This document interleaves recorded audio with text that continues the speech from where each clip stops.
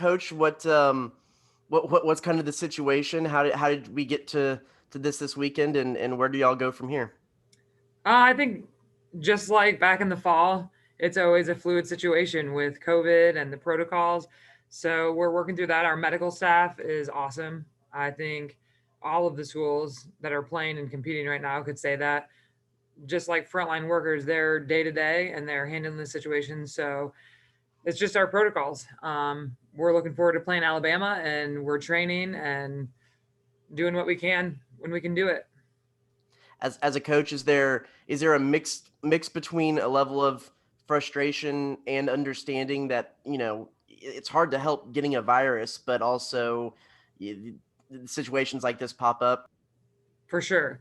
And I think we always talk about adapt and adjust, just like in a match. It's just like every day isn't a match. You know what I mean? Like we're being tested, all of those things. So then you do adapt and adjust, and you train who you can when you can. I think it's interesting because the mindset of an athlete, like you have to be ready. Like you talk about that all the time. You're gonna get your opportunity. You can't ever lay it out in this perfect picture when that is. But this year, this season, last fall was the same. We talk about all the time. You have to be ready to adapt and adjust and step in and be ready to go. So there is definitely an understanding. I mean, I think it's just a really unique time. Did I don't know if you can share this. Did you get under the threshold of scholarship players, or was there a position group that was um, wiped It, out? Or it's all just fluid. I mean, it's a whole, it's just the program fluidity, like who's available. So it wasn't anything specific. thanks, Coach. Hey, Coach, with this breaking news, how does this impact the momentum this team has coming off of 2 wins over South Carolina? I mean, we talk about that. We like athletes and just COVID and training and staying locked in. I actually am proud of this team because we were put on hold leading into South Carolina. The way they showed up and competed there, um, I'm excited about the group. So their response in all of these situations has shown growth, maturity, even since the fall. And this is just another one of those things. Like every day is a challenge, and it's going to be different, and it's going to be adapt and adjust. So I think it is. I mean, it's frustrating, but at the same time, we all want what's best for everyone, both everyone involved, the opponents too. So we'll get the matches in, we'll make them up, and they know that. So I think there's still a positive energy.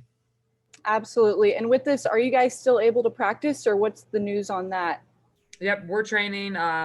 We're definitely still training. Like we always do what we can with who we have. So keeping those players in shape and going. So yeah, we've still been training.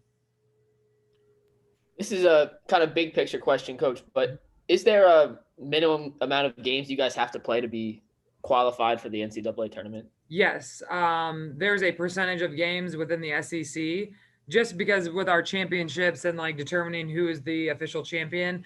So off the top of my head, I can't even remember, but it is a percentage of matches. And you said you do expect the Kentucky series and I believe Tennessee, those will be made up later at some point. Yes, that is the goal, to get those made up. Coach, you said you're still able to practice. Can you disclose how many players you have in practice and in training right now? That's a fluid situation. We've been in the gym, and we've been in the gym, so it's nice. It's good. I think in these times, it's so awesome to be able to be in the gym for them mentally and us as coaches. So anytime you have that opportunity, it's huge. So yeah, they've been working out. We've been in the gym with them. But there's moving pieces. Like I said, our medical staff is awesome. It's amazing the communication and the consistency that they withstand that communication with everything in all the sports. We're all dealing with it, but that's been I appreciate that here at A&M, that we are able to continue to train and do what we can when we can. And then, Coach, you mentioned the when you guys had the restart, you had the COVID issues then. So now that you've gone through it, how is that experience? How can you apply that experience to now this second wave?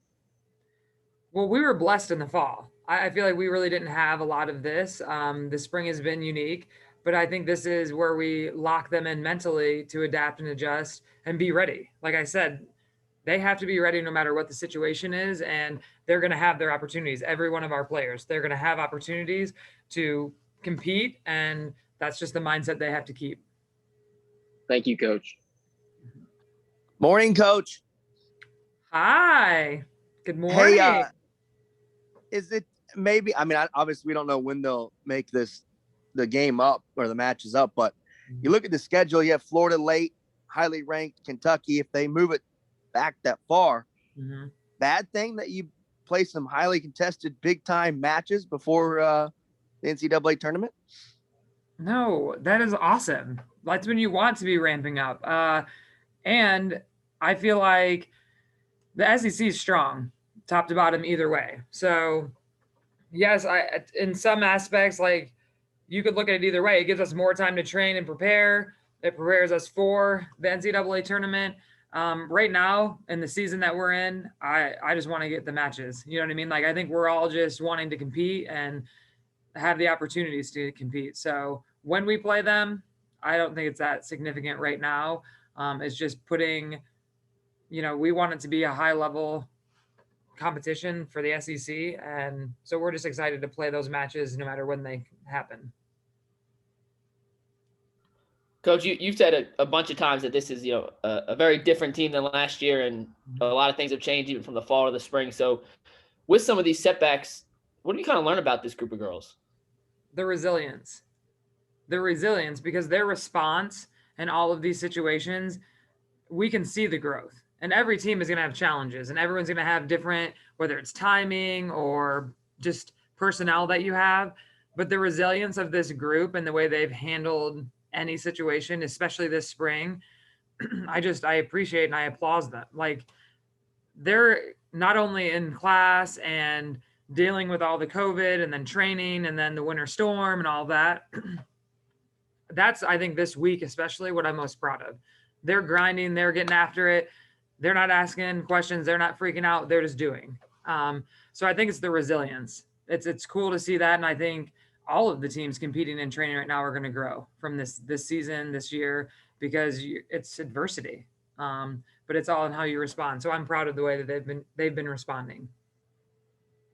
Coach, not to divert our attention from this news, but I want to ask about our two new players with freshman Brooke Frazier and transfer Destiny Cox. How are you catching them up to speed, and how are they adjusting to your program and your style of coaching? It's so fun having them in the gym, and I think it's huge for them to be here a semester early.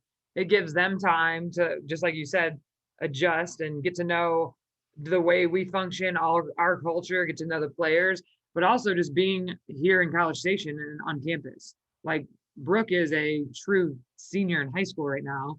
So she's, learning the ropes. But those dynamics, the team chemistry for them to be in the gym is huge right now. And just knowing our system, learning the system. So that time, that extra semester, because usually it's just the summer, it's huge for them. Awesome. Thank you. I like diverting attention. That's so good. That was a great question. Thank you.